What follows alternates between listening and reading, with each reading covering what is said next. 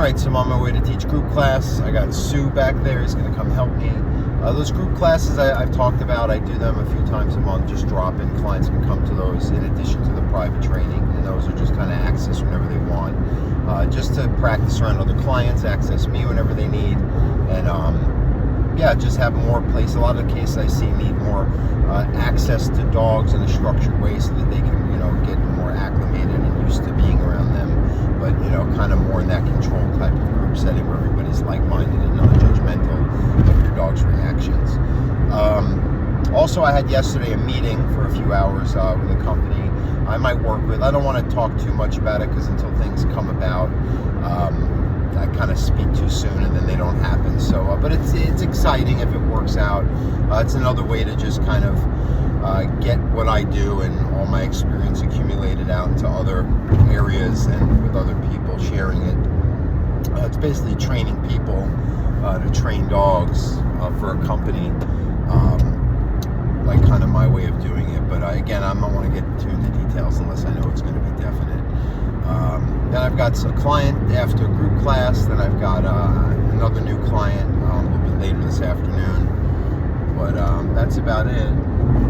Yeah, Sue's going to help me. He loves coming to class. I like having him with me. We all, if we have to leave our dogs home alone for any period of time, we'll always feel guilty or we have to make up for it. That's why I'm always walking, exercising, interacting with my dogs. They get a lot of time accumulated in the day with me, but I do live by myself, so when I'm not home, my dogs are on their own.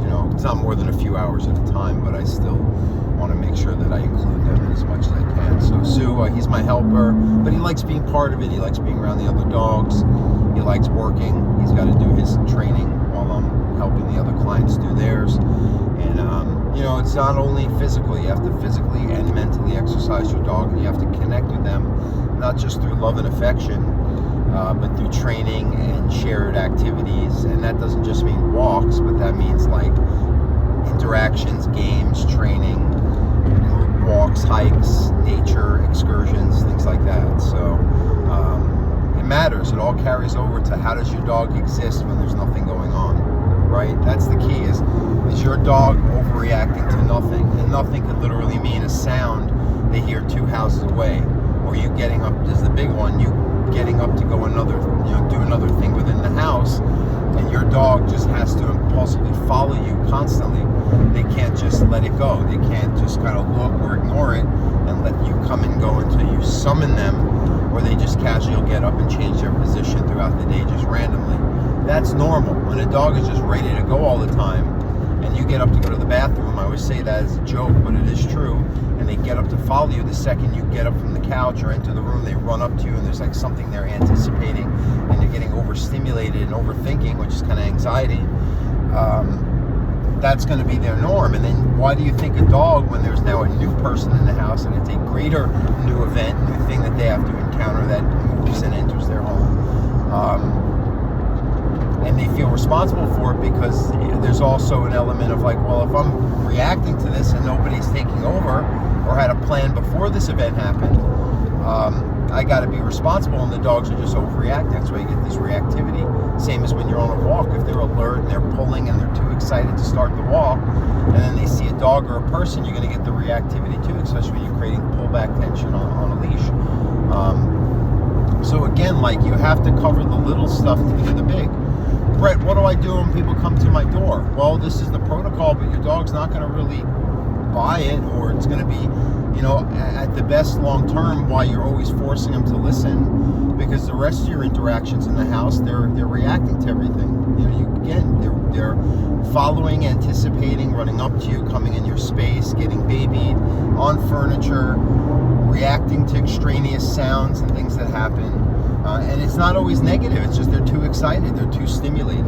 Doesn't mean diminish their reactions, like where they're just like a robot. It's just get your dog to just filter out some of the sensory input, and again, ignore or observe and not physically full body experience react to what goes on. Little things that you're doing that really they don't have to regard. If you're sitting at your desk doing your job, or you're just like in an environment, you're worrying about what every other person does, or your boss is doing when you're at work, and that's not your responsibility or something to assess, And again, if you want to talk about it in terms of hierarchy and the relational element, it's not your business. So if the dog is starting to get up in human business by following them and asking for things and overreacting in their shared space, the hierarchy is gone. The dog is now acting in the way of overtaking, the role of reacting to things first, instead of that's what we do and we give them direction. And if something isn't right, your dog is conscious and learns to check in enough to see that, no, now you got to protect me, or let's avoid this threat because I'm not acting like the normal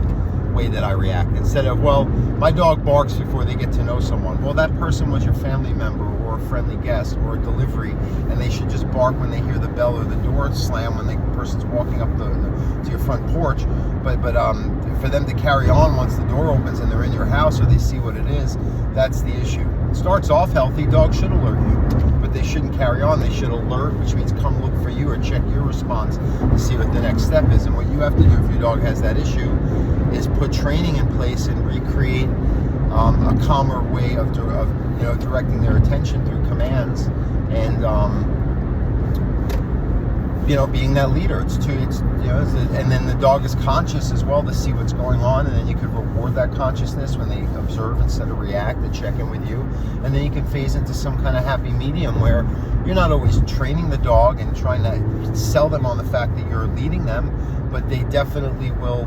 It has to be consistent, especially if a bad habit is created. That's why if you have a new puppy, I'm like, don't let your puppy run up to one person. Every new greeting, have them on a leash and walk them up to the person, or have them at your side or in a place and have the person come to them when they're calm, so they don't learn all this stuff that I just, explained. It's the kind of root cause of all the behavior issues people have with their dogs, or impulse control problems, right? You don't talk about reactivity or antisocial or anxious behaviors. Your dog sees everything new and it just wants to get overstimulated unconsciously. You're on a walk, every new person or dog it sees, it just wants to go run up to you and gets excited because as a puppy you thought it was cute and you thought that was socializing, right? That's why when people even let their dogs play with dogs. We go to class here in a moment, I'm going to be there soon. I don't want clients I always say, don't let your dogs play. There are going to be breaks for that once we get them focused. If anything, you're going to have them in the car, like Susan it down, implied. I didn't really tell him, he just knows that's the drill. But when we get to the park, he's not going to run out of the car. He's going to be laying there. I'm going to heel him. We're going to focus on me, right? Because my dog can get excited too. He likes to play, so we have to do that.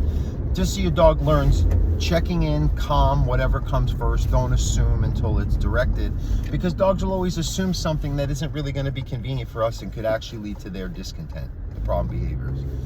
So anyway, that's I think a good point I made.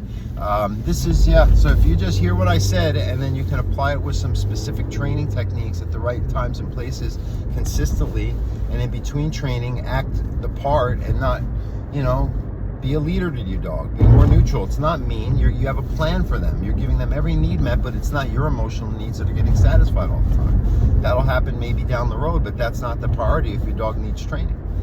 So anyway, I hope that helps anyone who listens. I'm going to send this to clients of mine so you guys can hear this articulated, because the kind of word for word what I say to all of you many times over is the kind of the philosophy of why dogs have issues and what you have to do to start addressing it. So anyway, have a good day. Happy Saturday.